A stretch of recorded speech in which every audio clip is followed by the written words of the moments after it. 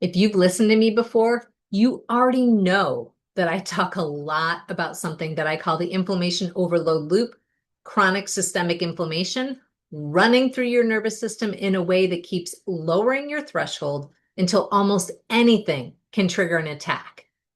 If this is the first time that you are hearing my voice, that's okay too. You don't need to have heard anything else that I've said for this episode to actually make sense. Because today, I want to answer the question that I know you're actually asking. Yes, it's inflammation. So let's talk about what you can do about it. I want you to think about everyone that it takes to fly a plane. Flight attendants keep you comfortable in the moment. Ground crew does real maintenance work. But if nobody's actually flying the plane, you're not going anywhere. Medication, it's your flight attendant. Your chiropractor, your supplements, that's your ground crew. Today, I want to show you the actual flight plan. Not in a complicated way, but in the exact way that I walk through it with every woman that I work with. Now, there are three different layers to this. So the first layer is your inducers. This is six interconnected systems working together. Your nutrition, your toxic load, your daily rhythms, your movement, your electrolytes, your stress response.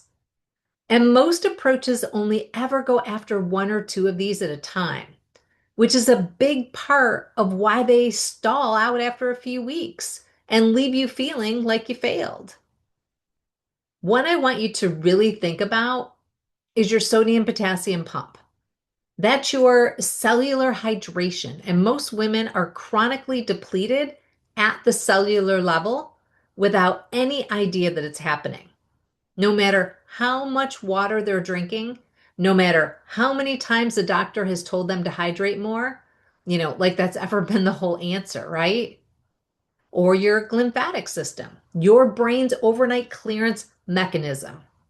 If that's not working properly, your brain is accumulating inflammatory waste every single night, no matter how many hours of sleeping you're getting, which is why you can sleep 8 hours and still wake up feeling like you just got hit by a truck. This is also where cortisol dysregulation shows up.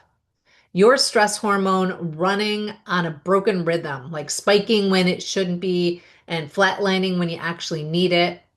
That alone can keep your inflammatory threshold low all day long, independent of anything that you eat or anything you avoid eating. And here's where I want to save you some money and some time. More supplements, it's usually not the answer.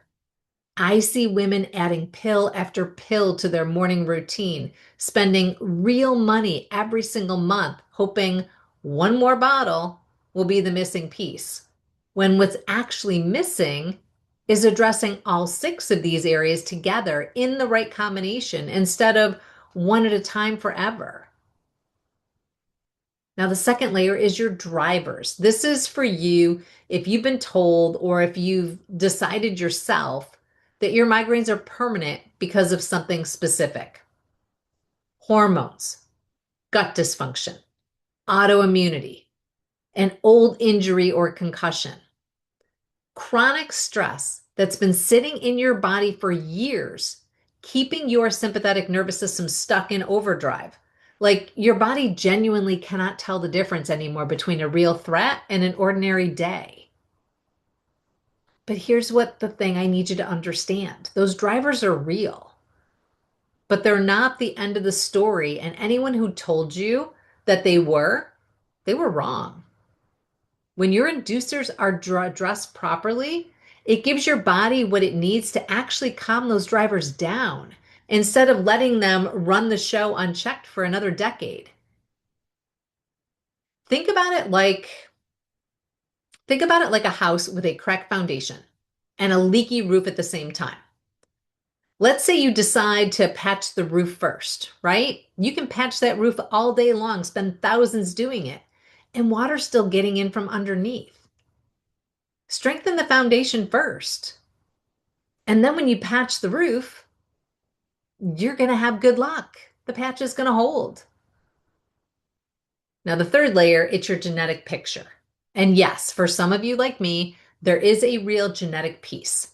Maybe migraines run in your family, the way that they did for one of my clients, Jackie, whose mother had migraines, and who was told by doctor after doctor that hers were simply familial, something that she will always have. No explanation beyond that, just a sentence. But genes aren't destiny, they're switches. Something like the MTHFR gene can change how your body processes B vitamin, which can fuel inflammation.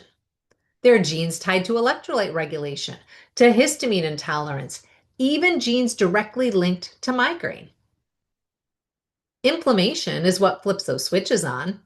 Calm the inflammation through layers 1 and 2, and the switches can flip back off. Your family history explains a tendency. It does not seal your fate, no matter how many times you've been told otherwise.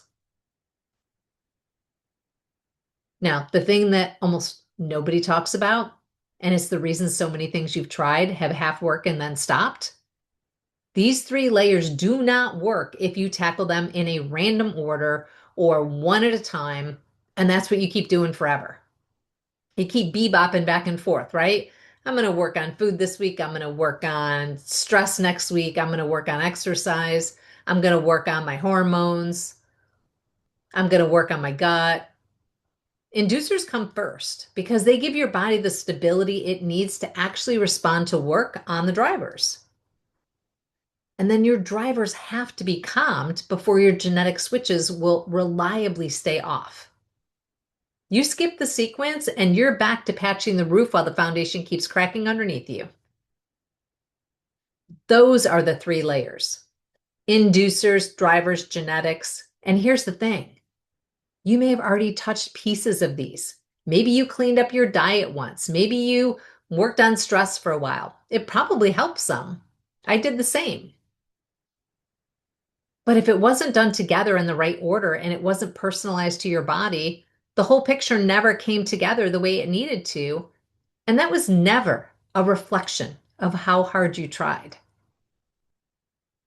Now, there's actually a fourth piece too, one that almost nobody is even talking about.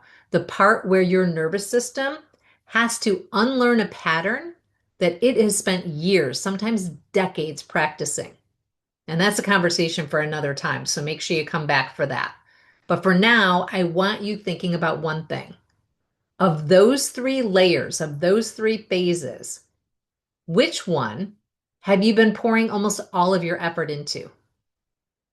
Because I'd guess it's been mostly just one. And that's exactly why it hasn't held. If you want to see all 3 layers walked through in more depth with the actual sequence that I use, I have a free training that goes further into this than I can actually do in this podcast.